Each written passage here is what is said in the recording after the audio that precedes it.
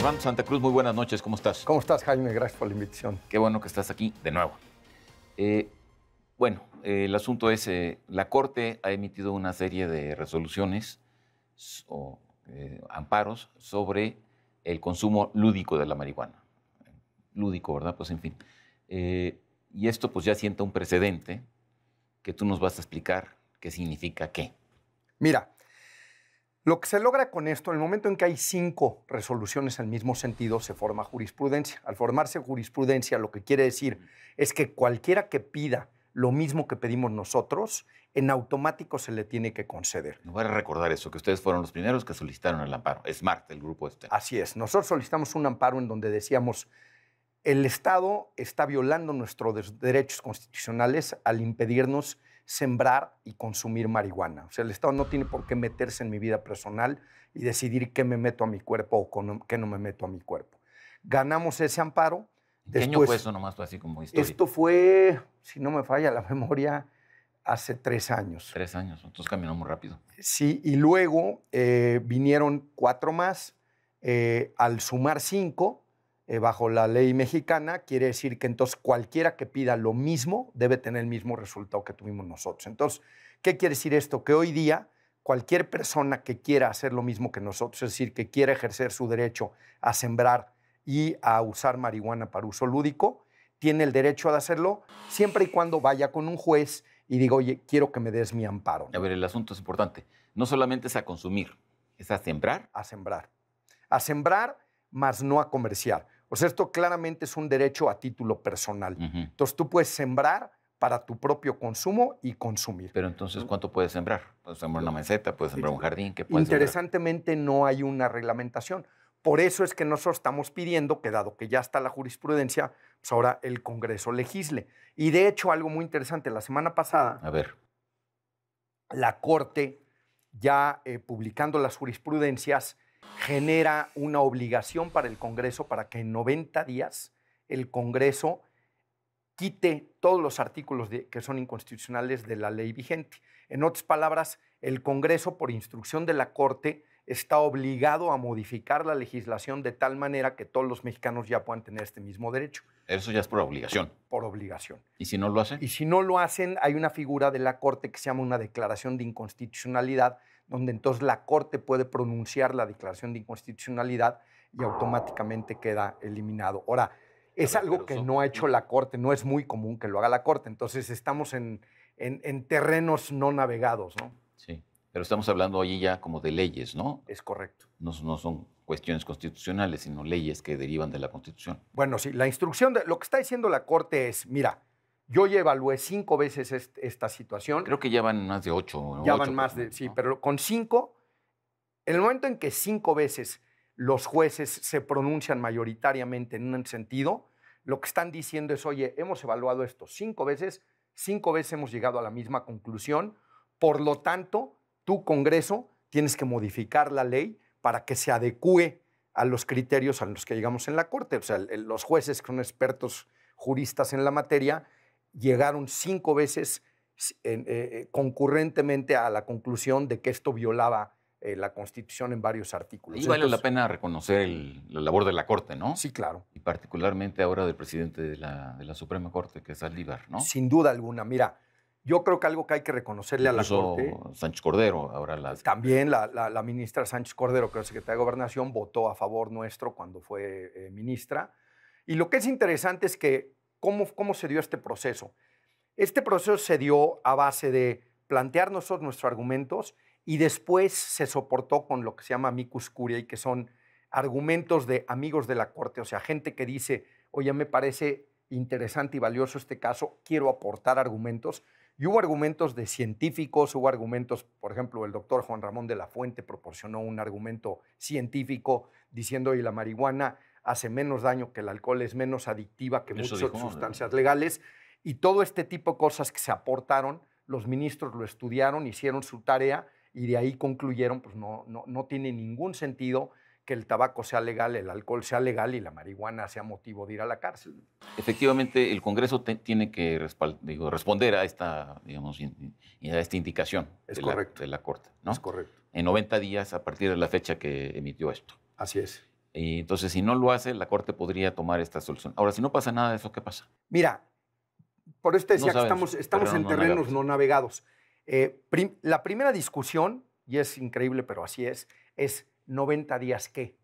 90 días naturales, 90 días de sesión del Congreso. Ahí hay una discusión que no está del todo clara, Sí. ¿no? Lo que sí es claro es que la Corte dijo, tú tienes que modificar la ley para que se adecue a los criterios que ya digamos en la Cuando jurisprudencia. dices la Corte, ¿qué es? ¿El conjunto de los ministros o Sí, los sí, ministros? la Suprema Corte con sus fallos Ujú. concluye esto y entonces gira una instrucción al Congreso en donde dice, cámbiame la ley. Ahora, en caso de que no la cambiaran, hay esta figura que le llaman declaratoria de inconstitucionalidad, donde la Corte lo declararía inconstitucional Ujú. y entonces en ese momento quedaría ya como un derecho para todos. Ahora, como te digo, es un terreno que no se ha navegado, no hay muchos precedentes, entonces no sabemos qué pasaría si el Congreso no hace lo que tiene que hacer. Ahora, por el otro lado está el asunto de la propuesta que había hecho la secretaria de Gobernación, Es correcto. Olga Sánchez Cordero, ¿no? Ella había insistido en promover una iniciativa que justamente legalizara el consumo lúdico y medicinal. Bueno, medicinal ya está, pero lúdico. Sí. Pero ahí no se ha avanzado mucho, ¿verdad? ¿O qué Mira, de pasó? momento no, porque también es cierto que hubo otras cosas que tuvieron ocupado al Congreso, ¿no? El Obviamente. tema de la Guardia Nacional y Sí. todo esto, pero yo creo que con este pronunciamiento de la Corte y con la iniciativa de ley que ya estaba un anteproyecto en el Congreso, pues yo supondría que el Congreso caminara en esa dirección. Ya tiene dos incentivos. Estaba la iniciativa que ya había presentado la facción de Morena y ahora pues tienen esta instrucción de la Corte, ¿no? Y la iniciativa, la verdad es que estaba bastante bien, ¿eh? Nosotros la estudiamos bastante y es una iniciativa bastante sensata. Pues te invito un día que la analicemos con más detalle, Por supuesto, con mucho gusto. pero eso lo dejamos para más adelante. Claro que sí. Ahora, así como están las cosas, digamos, el estado de la cuestión es que pues, no hay marcha para atrás. Así es. Ahorita ¿No? ya no hay marcha para atrás. Digo, porque la Corte ya se pronunció, entonces esto ya no tiene reversa. Así Digo, es. a menos que en determinado momento la Corte fuese abolida, que esperemos que no vaya. Y ahorita cualquier persona que quiera puede ya ir y pedir su amparo. Déjame hacer un símil. Esto es muy parecido a lo que pasó con el matrimonio Gay. gay Digo, en varios estados donde no es legal, pero como la Corte también ya hizo jurisprudencia, en esos estados, si dos parejas del mismo sexo, si una pareja de gente del mismo sexo se quiere casar, lo que hace es que va a la Corte y dice, oye, me quiero casar, dame un amparo. Aquí está una jurisprudencia que me da el derecho a esto. ujú, Entonces, el juez en Guanajuato, en Querétaro, se está obligado a darles el amparo sí. y con ese amparo ellos ya van al registro civil y le dicen, cásame por favor, aquí traigo mi amparo. Está perfectamente bien el símil, No. pero ¿cómo funcionaría en concreto en este caso con el asunto de la siembra y el consumo individual de la De marihuana? igual manera, tú vas con un juez y dices, oye, yo quiero sembrar y esto, dame mi amparo por favor. Y te dice que no. Pasado, no, está obligado a dártelo. Tú llegas y le dices, nomás quiero mi amparo, o tienes que llegar con expediente, ¿o qué? No, tú puedes llegar con una servilleta, pones tus argumentos y dices, amparado en esta jurisprudencia. Y el juez está obligado a dártela. Y ya con tu amparo, pues tú puedes proceder a hacerlo, ¿no? Puedes sembrar y consumir. Tú estás en México unido contra la delincuencia. Es correcto, yo soy presidente. Entonces, ¿por qué no tienen machotes para amparos? Pues, Ahora que se va a poner de moda. Ahorita comentábamos afuera del aire eso y es una buena idea, lo voy a proponer. Sí, porque bueno, pues de eso se trata, que finalmente es un derecho, mientras no se, ¿cómo se llama? Se reforme la ley, pues el derecho individual es ampararte y pues ejercer tu derecho y tan, ¿no? Así es. Y además Así eso es. también le daría una dinámica a esto de que pues, Así es. las cosas ya cambiaron y no van para atrás. Ahora, lo que es muy importante, y aquí sí yo invito a los legisladores y a los funcionarios públicos a que se apliquen en esto, es que, como bien dijiste al principio, ¿cuánto puedes sembrar? ¿Cuánto puedes consumir? ¿Cuánto puedes portar? Pues no está normado. Entonces, es muy importante que se apuren, legislen, porque en estricto, por ejemplo, yo hoy día podría sembrar 1000 hectáreas si quisiera. Claro, no sé qué haría con ellas porque solo yo lo puedo consumir, ¿no? Pero el tema es, no hay una normativa, sería importante, no puedo. No puedes. No puedo, estoy limitado. Ah. O sea, solo para consumo personal. Entonces, por eso es importante que se regule, ya que saquen una legislación y vámonos, ¿no? Y por otro lado está el asunto del uso ya no lúdico, sino del uso medicinal de la marihuana. Exacto. Que ahí aparentemente se había avanzado, pero también aparentemente hay una regulación muy... Mira, la COFEPRIS fue omisa al grado, y cuando digo omisa es no publicaba el reglamento. Pasó más de un año de que se decretó la legalidad y ahí no fue jurisprudencia. Ahí el Congreso fue el que legisló Nada más que entonces el reglamento lo tiene que emitir COFEPRIS.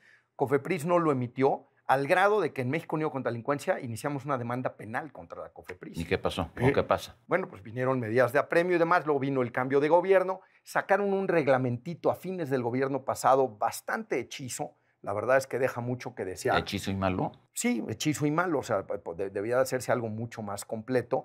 Y francamente, creo que es una asignatura pendiente todavía, ¿no? Se está hablando ya ahora de que la marihuana es el nuevo oro, por ejemplo, posible de la bolsa de valores, ¿no? Sí. Entonces también va a haber un boom económico asociado justamente con esto, ¿no es cierto? Bueno, grandes empresas como Brandt. Sí, bueno, Constellation Brands, por ejemplo, ¿no? Que son los de Corona, que se va a meter. ¿no? Ya se entonces, eso está en el horizonte y bueno, pues entonces no solamente se trata de una cosa lúdica, sino de algo que puede generar impuestos y que puede generar empleos. Sí, y tiene, por ejemplo, parte del reglamento, pues es todo el tema impositivo. Por eso es tan importante que haya un reglamento, porque lo peor que puedes tener es que ahora se legaliza, pero estamos en un limbo de actuación, ¿no? Es importantísimo que ya se reglamente y se diga cuáles van a ser los caminos por los que se puede. Pero hablando de reglamentos, si efectivamente la marihuana se va a convertir en una mercancía y tenemos, aunque no esté aprobado, un tratado de libre comercio con el norte de América, pues a final de cuentas la regulación que tú tendrías que imponer sería más o menos de alguna manera que tendría que ser, supongo yo, correspondiente con lo que va a pasar en Estados Unidos y Canadá, ¿o no? Sí, aunque en Estados Unidos, que es un país muy federal, hay muy distintos tratamientos en los distintos estados, ¿no? Es interesante porque en México ha venido de arriba para abajo la legalización. Viene por las jurisprudencias, luego por el Congreso Federal y de allá al nivel local. En Estados Unidos ha sido al revés. Ha sido a nivel de los estados. Porque hay estados mucho más restrictivos que otros, ¿no? Entonces, no, en ese sentido, pues, es un poco más complicado. Así es, efectivamente. Pero lo que no hay duda es que esto no tiene reversa. Así es. Que estos amparos que ustedes van a promover ahora masivamente pues, seguramente van a tener mucho éxito. Y que pues habría que esperar justamente que los legisladores hagan su tarea. Así es, y que poco a poco vayamos logrando que todas las demás drogas se legalicen, porque esto de la guerra contra las drogas es uno de los errores de política pública más grandes de la historia de la humanidad. O sea, la mortalidad, la violencia, la corrupción que ha generado es increíble. Si legalizáramos las drogas y las reguláramos, podríamos tener menos adictos, porque lo han demostrado países que lo han hecho, tendríamos menos violencia, tendríamos menos corrupción y tendríamos recaudación fiscal. Pues con eso cerramos. Muy bien. Además, estoy totalmente de acuerdo. Muchísimas gracias. Al contrario. Gracias, Armando. Encantado. En Contexto, buenas noches. Hasta la próxima semana.